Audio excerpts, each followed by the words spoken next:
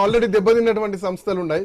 So ఈసారి కొంచెం key role play చేస్తాయేమో అనిపిస్తోంది. మహారాష్ట్ర మనకు కనిపిస్తోంది అసెంబ్లీ ఎగ్జిట్ పోల్స్. అంటే నా అంచనా ఏంటంటే యాక్చువల్ గా శ్రీకాంత్ గారు ఇప్పుడు 185 దాకా అంటున్నారు కానీ అంత దాకా పోకపోవచ్చు నేను.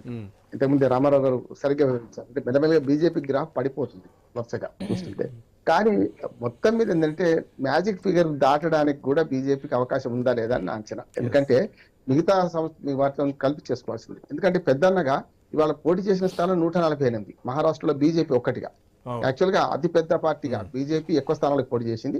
ఆ తర్వాత మిగతా రెండు పార్టీలు బీజేపీతో కలిసిన పార్టీలు 100 లోపే 86-90 మధ్యనే ఉన్నాయి. కానీ ఇటు పక్కన కాంగ్రెస్ సమస్య ఏంటంటే కాంగ్రెస్ పెద్దన్న పాత్ర వహించిన 103 స్థానాలకే పోటీ చేస్తున్నది.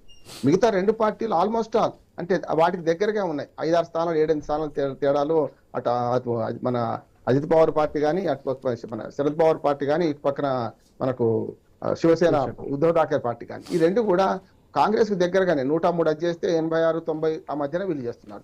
కనుక ఇప్పుడు ఏంటంటే ఎక్కువ స్థానాలకు పోటీ చేసిన బీజేపీ సక్సెస్ రేట్ని బట్టి ఇప్పుడు రేపు ప్రభుత్వం ఏర్పాటు అవుతుందా కాదా చెప్పొచ్చు. ఎందుకంటే గతంలో ఎక్కువ స్థానాలకు పోటీ చేసింది బీజేపీ కానీ తక్కువ స్థానాలు గెలుచుకుంటుంది. 120 నుంచి 105 నుంచి ఇప్పుడు 86-87 స్థానాల ప్రభావం. రామారావు గారు చెప్పింది ఏంటంటే మొత్తం పార్లమెంట్ ఎన్నికల్లో ఆయా స్థానాలు గెలుచుకున్న దాన్ని బట్టి వాళ్ళు చెప్తున్నారు. ఎందుకంటే శరద్ పవార్ గారి వర్గం ఎక్కువ సీట్లు గెలుచుకుంది కదా మొన్న పార్లమెంట్ ఎన్నికలకు బీజేపీకి ఎదురు దెబ్బ తగిలింది.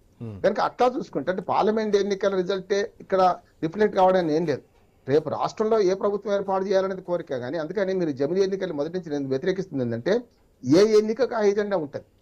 మీరు పార్లమెంట్ ఎన్నికల్లో బీజేపీ వర్సెస్ కాంగ్రెస్ ఈ మిగతా పార్టీలు పెద్దగా లెక్కగా రావు. అయినా సరే ఏ కూటమిలో ఉన్నారనే దాన్ని బట్టే రిజల్ట్స్ వచ్చినాయి. ఏ కూటమిలో లేని వాళ్ళు అధ్వానంగా ఓడిపోయారు. అటు జగన్మోహన్ రెడ్డి ఇటు పక్క కేసీఆర్ కూడా. ఏ కూటమిలో లేకపోతే ఏమైంది చూసాం.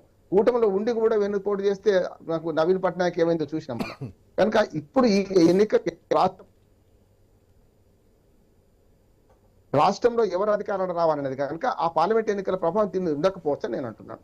కానీ ఇప్పుడు ఈసారి కూడా 145 మ్యాజిక్ ఫిగర్ దాటి కాంగ్రెస్ కానీ బీజేపీ కానీ గెలుచుకోదే అని అంటున్నాడు. ఇప్పుడు ఎందుకంటే ఎగ్జిట్ పోల్స్ లో బాగా ఎగ్జాక్ట్ రేట్ చెప్తుంటాడు. ఎగ్జాక్ట్ పోల్స్ కావు కనుక హెచ్చులు ఎక్కువ ఉంటాయి.